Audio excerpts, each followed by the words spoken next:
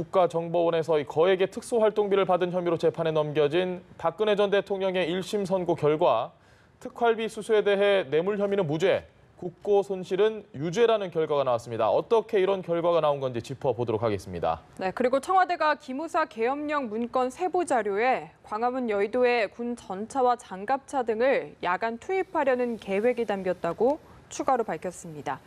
김병민 경희대 개건교수, 조대진 변호사 두 분 모시고 짚어보겠습니다. 안녕하십니까? 네, 안녕하십니까. 오셨습니까?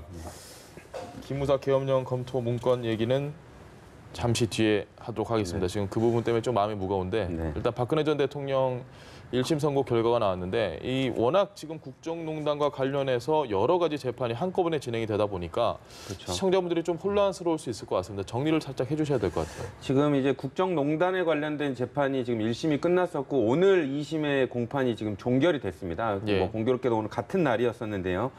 그 2심에 대한 국정농단의 그 공판은 종결이 됐고 그다음에 오늘 있었던 1심 선고는 국정원 특활비, 그러니까 박근혜 전 대통령이 국정원장으로부터 받았던 특활비가 어떤 성격이 있느냐, 그게 또 위법성이 있고 처벌받아야 되느냐, 이 부분을 판단하는 재판이었는데요. 그 재판의 1심 선고가 내려진 겁니다. 알겠습니다. 네, 지금 조금 전 내려진 결과 보면 특활비 수수료 6년, 공천 개입 2년 이렇게 인정이 됐고 그리고 뇌물죄는 무죄. 네. 이렇게 나왔는데 좀 예상했던 결과와 비슷하십니까? 그래서 어차피 지금 뇌물죄가 적용되지 않을 거다라고는 많은 분들이 예상을 했던 것 같고요. 예. 하지만 이 국정원으로부터 그동안 관행적으로 특수활동비를 받아왔다고 주장을 했지만 아무리 관행이라 할지라도 결국 여기에 대해서 국고손실이라고 하는 이 죄에 대해서는 굉장히 엄중하게 죄를 물은 것 같습니다. 이거를 이제 징역 6년이 선고가 됐다고 볼 수 있는 거고요. 예. 또 다른 관행에 이 경종을 울렸다고 보는 건 저는 이 총선 과정에서의 정치 개입 문제라고 생각합니다. 예. 과거에 이제 청와대가 막강한 우리가 대한민국 이제 대통령제 국가 속에서 엄청난 힘을 갖고 있기 때문에 정당 정치를 무력화하는 과정처럼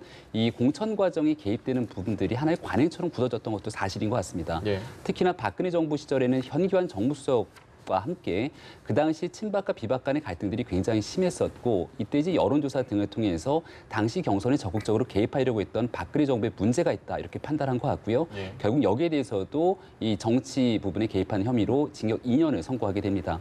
이 박근혜 전 대통령의 사건으로 인해서 아마 이 대한민국 청와대가 앞으로의 정치 개입에는 더 이상 개입할 수 없게 되는 굉장히 중요한 선고 결과가 아닌가 개인적으로 이렇게 생각합니다. 알겠습니다. 특활비 부분에 대해서 이게 뇌물은 아니다라고 판단을 했는데 횡령이라고 판단을 한 거죠, 지금? 그렇죠. 일반 국민들은 참 이해하기가 어려우실 텐데요. 예. 제가 간단히 설명드리면 처음에는 이제 검찰이 이 관련된 부분에 있어서 이게 뇌물이다. 국정원장이 본인의 어떻게 보면 국정원장 취임이라든지 국정원에 관련된 현안을 부탁하기 위해서 대통령한테 국정원 특활비를 통해서 뇌물을 준 거다. 이렇게 예. 주장을 했었거든요.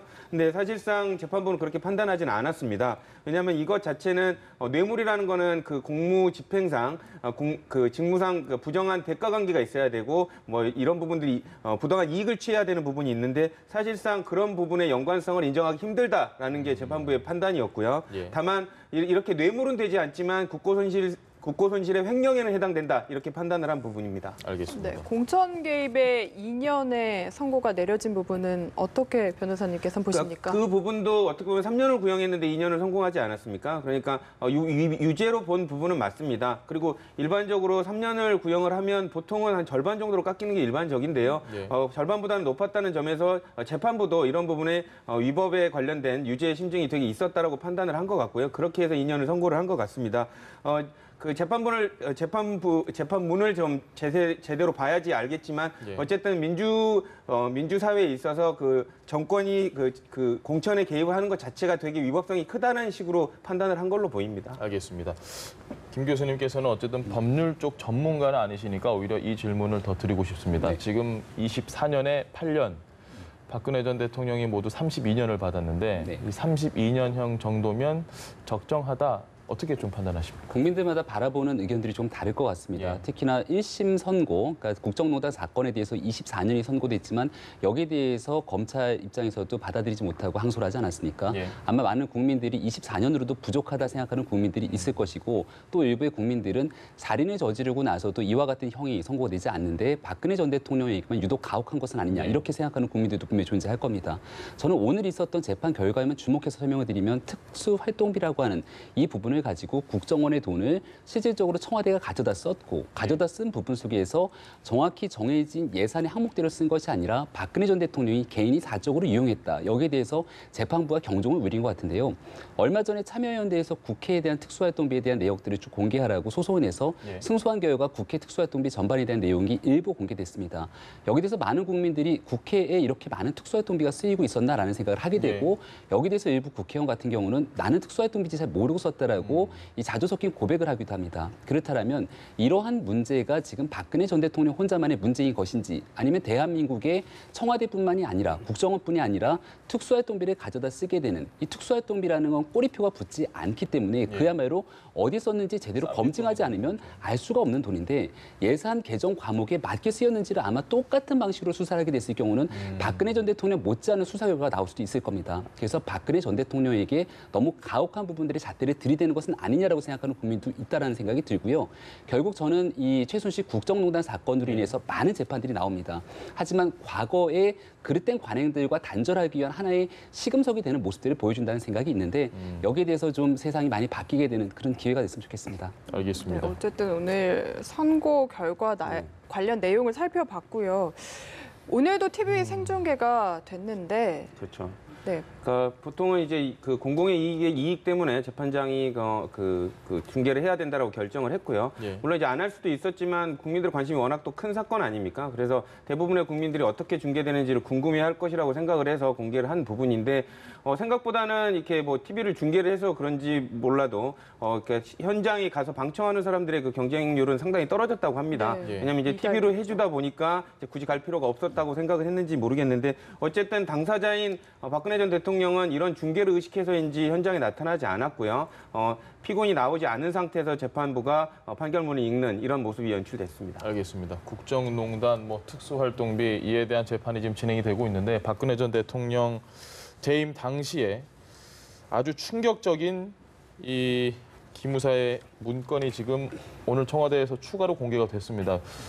사실 저는 너무 놀랐습니다. 그 언론사에 통제 요원을 보내서 보도 검열을 하고 전차를 뿌린 도로에 막는 것도 둘째치고 국회도 마비시키고 이건 계획 문건이라고 보기 어려울 것 같은데 어떻게 보세요? 그래서 아마 그런 부분 때문에 오늘 청와대에서 김의겸 대변인이 긴급하게 브리핑을 하지 않았는가 싶은데요. 김의겸 대변인 브리핑 말미에도 상황이 굉장히 심각한 상황이기 때문에 국민들의 알 권리가 중요해서 이 내용을 시급하게 알야 된다 이렇게 얘기를 합니다. 말씀하셨던 것처럼 여러 가지 내용들을 담고 있는데 제가 느꼈을 때도 말씀하셨던 것처럼 대한민국 언론을 통제하기 위해서 이 보도를 통제하기 위한 여러 가지 지침들이 내려왔던 것 같고요. 특히나 계엄령이 선포되고 났을 때 국회를 통해서 국회 의결로 무력화가 될 수가 있습니다.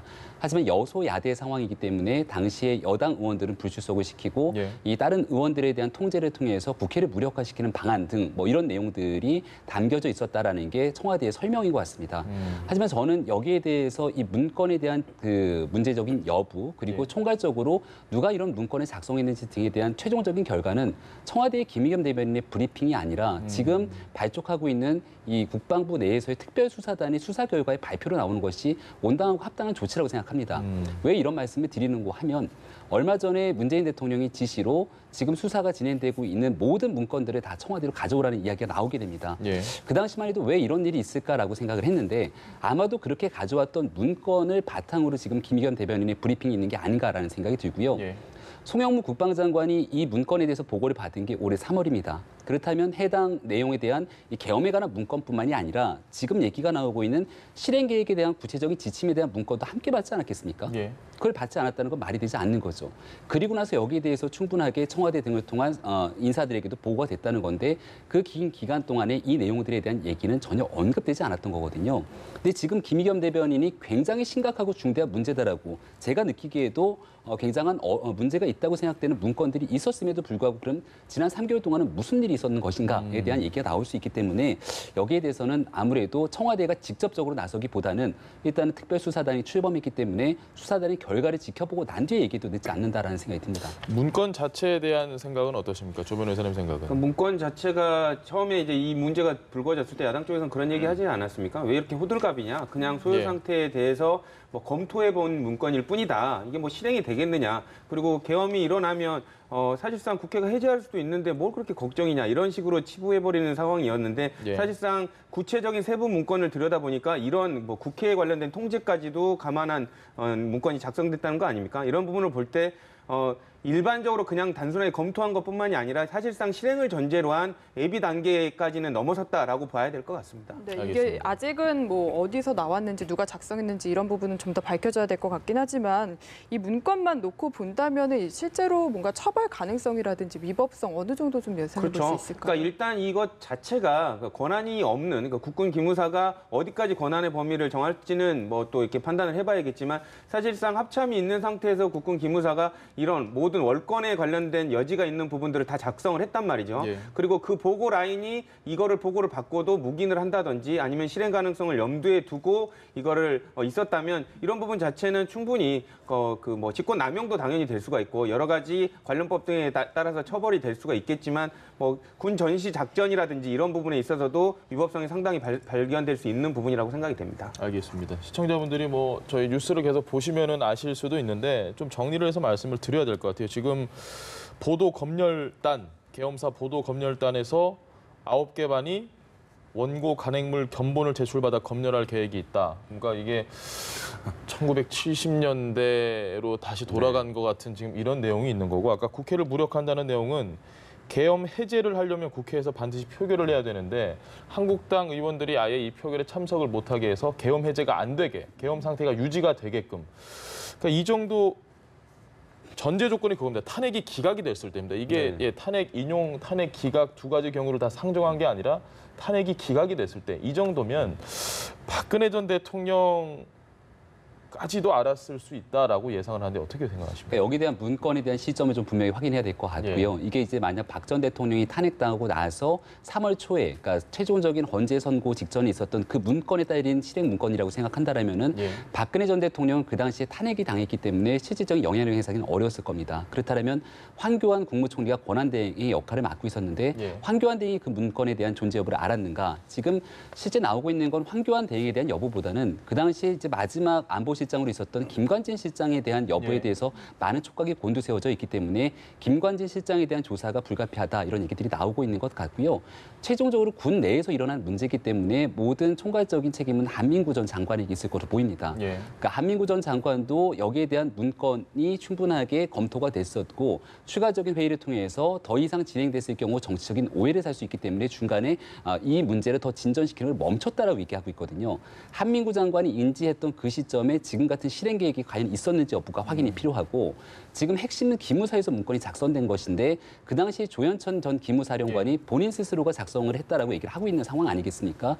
그렇다면 조현천 기무사령관이 작성했던 이 계엄에 관한 문건이라는 게 말 그대로 소요 사태를 진정시키기 위한 것을 넘어서 지금 일각에서 의심하고 있는 것은 쿠데타에 대한 음모가 있었던 것이냐 아니면 계엄을 통해서 군이 정치에 적극적으로 개입해서 사실은 사태를 무력화시키기 위한 의도적인 목적이 있는가에 대한 여부기 때문에 이건 이제 철저한 수사를 통해서 밝혀질 수밖에 없는 부분으로 보입니다. 그 조현천 그 전 기무사령관이 그런 얘기를 하지 않았습니까? 아까 말씀 주신 대로 이거는 내가 결정해서 마치 내부 고려용으로 작성한 거다 이런 나의 결정이었다 이렇게 얘기를 하고 있는데 저는 사실상 그 대답에 있어서 참 의문을 갖지 않을 수 없고요. 왜냐하면 국군 기무사라는 그 조직 자체가 기본적으로 전시에 준하는 위급한 상황을 먼저 인지해서 이 상황에 대해서 예비하는 그 과정들을 준비하고 결정권자에게 이걸 보고하는 걸 전제로 지금 있는 부대거든요. 그렇기 때문에 내부적으로만 자체적으로 예를 들면 소화하기 위해서 이런 계엄에 관련된 문건을 만들었다는 거는 도저히 말이 안 되고요. 저는 아까 말씀 주셨지만 최소한 국방장관 아니면 권한대행 뭐 대통령까지도 저는 보고가 됐을 거라고 지금 봅니다만은 수사를 통해서 물론 밝혀지겠죠. 하지만 이게 그냥 단순한 내부 보고용 준비용으로 만든 문건은 절대 아니라고 저는 봅니다. 알겠습니다. 김 교수님께서 조금 전에 살짝 언급을 해주셨는데 과연 송영무 장관이 이 내용을 몰랐을까? 어디까지 알았을까? 이 부분도 지금 상당히 관심이 갑니다. 이게 기존에 설명했던 것과는 이 정도면 이제 얘기가 달라지거든요. 그렇죠. 그러니까 송영무 장관이 지금 문제가 되는 게 송영무 장관이 알고도 어떻게 보면 품고 있었느냐, 청와대에 이런 심각성을 제대로 보고하지 않았느냐에 대한 문제도 있거든요. 예. 근데 만약에 이런 부분이 수사를 통해서 송영무 장관이 이 정도의 문건의 존재까지 알고 있었는데도 품고 있었다면 저는 책임을 져야 된다고 봅니다. 예. 왜냐하면 이제 본인이 기무사에 관련된 개혁 부분을 진행을 하고 있으니까 어차피 이런 문건에 대한 위험성도 기무사의 개혁 과정에서 해결하면 된다라고 생각했을 수도 있지만 제일 중요한 건 대통령에게 소상히 보고하는 것도 장관의 역할이거든요. 네. 그렇기 때문에 이런 문건들이 본인이 인지를 했다면 그런 부분의 인지에 관련돼서 대통령한테 소상히 보고하지 않았던 부분은 책임질 부분이라고 저는 생각을 합니다. 알겠습니다. 상황이 이렇다 보니까 기무사를 개혁하는 게 아니라 아예 해체해야 한다 이런 의견도 있거든요. 그러니까 실질적으로 이러한 문건들이 논쟁이 됐던 건 기무사 개혁 TF의 최종적인 결정 방향들이 아무래도 좀 미흡한 것이 아니냐라는 부분들에서 나왔다는 의견도 있습니다. 예. 이 기무사라고 하는 조직이 과거에 우리가 잘 알고 있는 것처럼 전두환 전 대통령, 노태우 전 대통령이 배출했던 보안사령부에서 이어져 온 조직 아니겠습니까? 그래서 오랜 기간 동안 군이 정치에 개입을 해서 뭔가 안 좋은 내용들이 늘 있었던 안 좋은 기억들이 있기 때문에 기무사를 뿌리채 뽑아서 아예 없애고 새로운 조직을 신설해야 된다 이런 의견이 있는 것도 맞는 것 같습니다. 예. 하지만 기무사가 대한민국 군이라고 하는 조직은 굉장히 방대한 조직이거든요. 이 조직 내에서 일어나고 있는 방첩, 간첩 등에 대한 여러 가지 활동들을 누군가가 견제하고 독립적인 기구로서 감시를 해야 되는데 기무사를 없애게 됐을 경우에 그 역할들을 제대로 수행할 수 있는 것인가에 대해서는 여러 가지 의견들이 달리 존재하는 것 같습니다. 예. 첫 번째로 뿌리를 뽑아야 되는 거는 이 기무사가 원래 있었던 본연의 활동들을 벗어나서 대통령과의 독대를 통해서 정치에 적극적으로 개입했던 문제들을 반드시 뿌리 뽑아야 되기 때문에 여기에 대한 근본으로 돌아가서 일단 기무사에 대한 1차 개혁을 하고 그럼에도 불구하고 기무사가 여전히 과거의 관행들을 벗어던지지 못했다라면 그때 가서는 국민들이 얘기하고 있는 이와 같은 기무사 해체에 대해서 더 이상 할 말이 없지 않을까 생각됩니다. 알겠습니다. 기무사뿐만 아니고 제가 송영무 장관 얘기를 다시 한번 네. 좀 여쭤보고 싶은 게 상식적으로 이런 문건이 어느 정도 대충 내용은 알았다. 네. 그러면 딱 보고 아니 이거 뭐야? 네. 좀 더 가져와봐. 네. 내용 자세하게 보자라고 장관이 충분히 했을 것 같은데 이 내용을 알고 저희가 제일 궁금한 건 Y입니다. 보통 네. 왜 이렇게 했을까가 기사의 핵심이거든요. 네. 네. 왜 송 장관은 이걸 제대로 청와대에 알리지 않았는가? 뭐 전체적인 거든 세부적인 거든 왜 그렇지 않았을까? 그러니까 송영무 장관이 물론 이제 대부분의 국방장관이 군 경험을 가진 장성 출신이 되기는 하지만 예. 특히 이제 그 송영무 장관 같은 경우는 문재인 대통령과 노무현 정부 때 선발을 맞춰봤거든요. 예. 그래서 어떤 스타일인지를 잘 압니다. 그렇기 때문에 이게 문제가 되는 문건이었을 때 그 문제가 되는 문건의 이유가 뭔지 어떤 것 때문에 문제가 되는지를 소상히 물어볼 가능성이 높다는 걸 잘 알고 있는 사람이 송영무 장관인데 예. 만약에 뭐 본인도 그 3월달에 보고를 받았지만 얘기를 안 한 이유가 뭐 지방선거도 있고 뭐 이런 정무적인 판단 때문에 안 했다라고 지금 얘기는 나오고 있습니다. 하지만 그럼에도 불구하고 대통령은 미리 알고 있어야지 않느냐 뭐 이런 얘기가 나오거든요. 그렇기 때문에 제가 보기에는 뭐 예단일 수 있습니다만은 송영무 장관이 좀 자세히 들여다보지 못한 부분이 있지 않았나 그렇게 싶습니다. 좀 놓친 게 아닌가?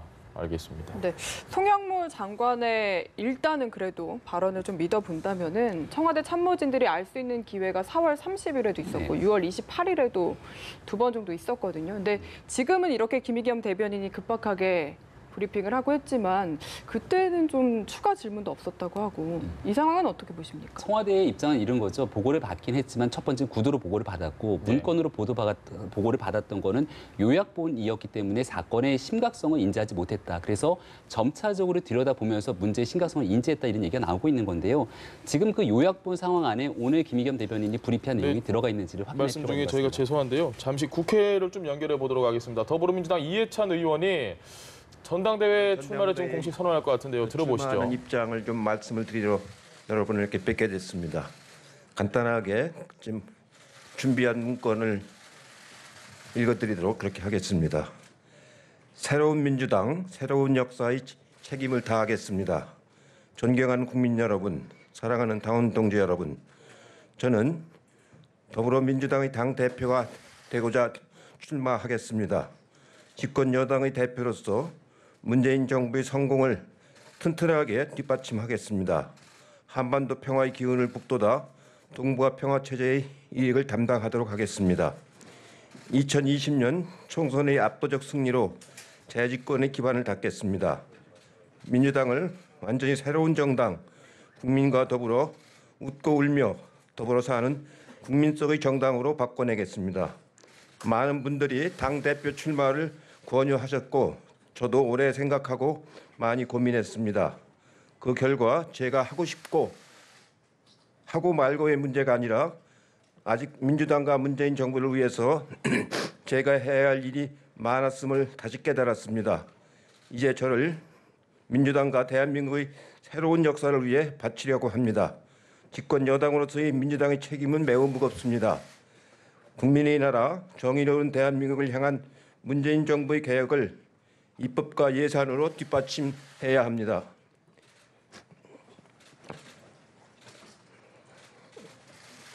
(11년) 만에 다시 찾아온 한반도 평화의 바람을 지켜내고 더욱 확산시켜야 합니다. 자치와 분권의 새로운 나라에서 국민 모두가 사람답게 안심하고 풍요롭게 살 수 있는 기반을 만들어야 합니다. 개혁을 좌절시키고 평화를 방해하려는 세력들에 맞서 굳건하게 지켜내야 합니다. 강력한 리더십과 유연한 협상력 그리고 최고의 협치로 일 잘하는 여당, 성과 있는 국회를 만들어내야 합니다. 그 위해서 2020년 총선의 압도적 승리와 재집권이 가능합니다.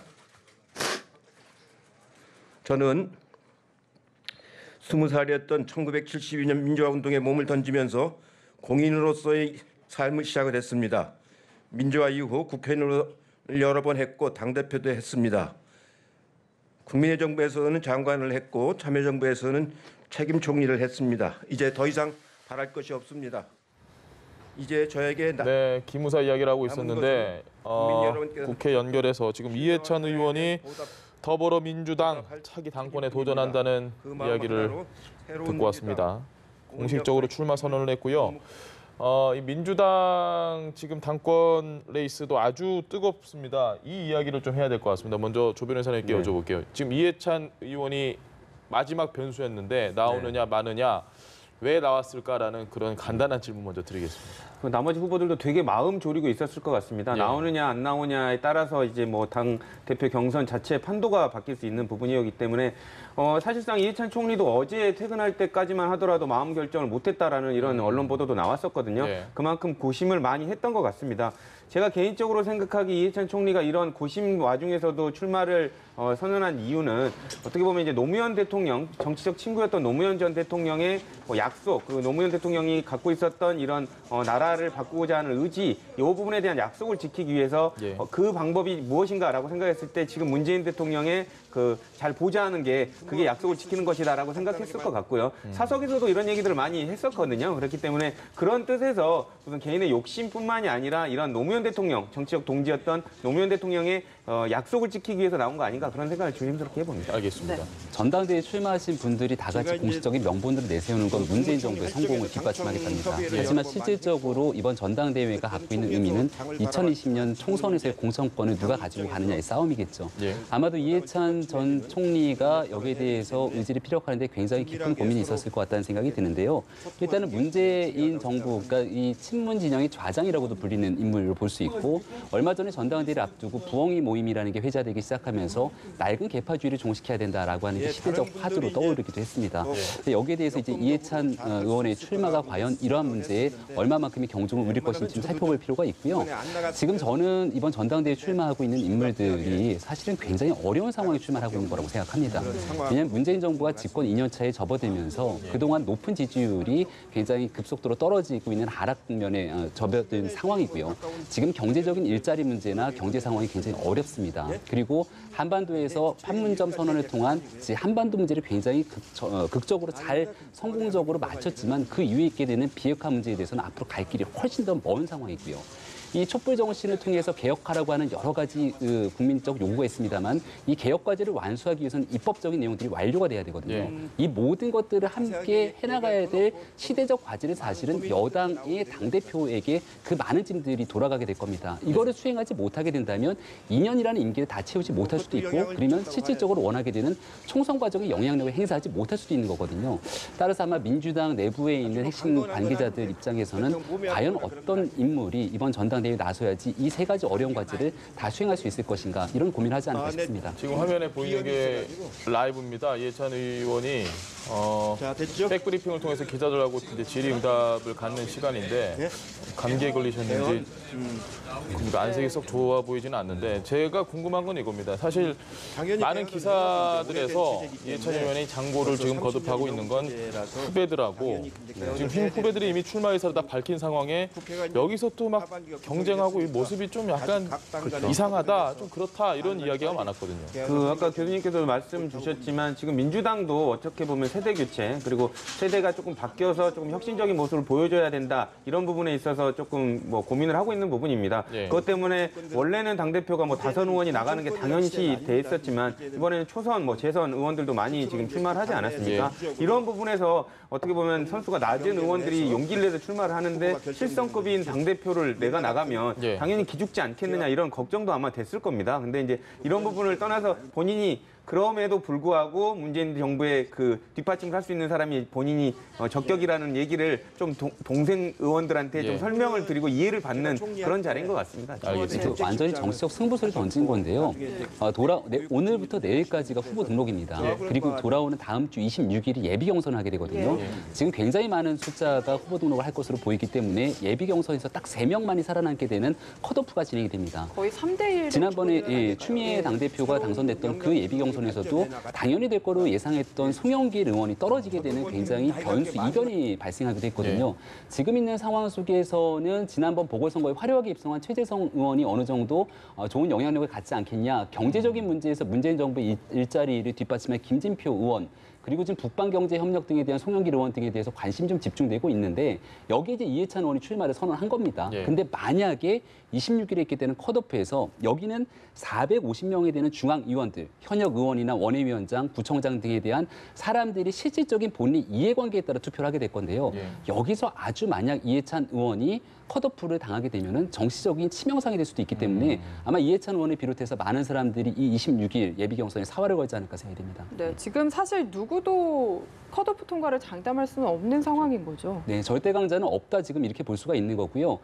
우리가 애당초 예상했을 때는 친문 의원들 간에 어느 정도의 교통 정리를 예. 통해서 한 사람으로 좀 몰아가지 않겠느냐라고 생각했지만 지금은 모두가 문재인 정부의 성공을 얘기하고 있는 것처럼 비주류를 찾기가 어렵습니다. 뭐 김두관 의원 정도를 얘기할 수 있을까라는 생각이 들 정도인데 지금 여기에 대해서 친문 간의 교통 정리가 없는 상황이라면 자연스러운 교통 정리는 26일 컷오프를 통해서만이 가능한 상황으로 보입니다. 네. 변호사님 어떻게 예상하십니까? 저는 뭐 아까 말씀 주신 대로 친문이 이렇게 뭐 어떻게 보면 단일화된다든지 친문의 표심이 모이느냐에 따라서 컷오프의 방향도 좀 바뀔 걸로 보이는데 사실상 뭐 최재성 의원이라든지 박범계 의원 뭐 전에 이해찬 총리 전부 다 이해찬 전 총리 전부 다 친문으로 분류되고 있지 않습니까? 그렇기 때문에 어떻게 딱 하나로 이렇게 모아지긴 좀 힘들다고 보여지고요. 예. 더더군다나 초재선 의원들 같은 경우에는 출마했을 경우에 본인이 선전하는 여부에 따라서 추후 잠재적 대권 후보로도 또 결정이 될 수 있기 때문에 네. 섣부른 도전으로 결정이 안 되려면 섣부른 포기도 안 할 걸로 보입니다. 알겠습니다. 네, 일단 예비 경선에 아마도 눈이 쏠릴 것 같습니다. 지금까지 김병민 경희대 개관교수 그리고 조대진 변호사와 함께 이슈들 짚어봤습니다. 말씀 잘 들었습니다. 고맙습니다.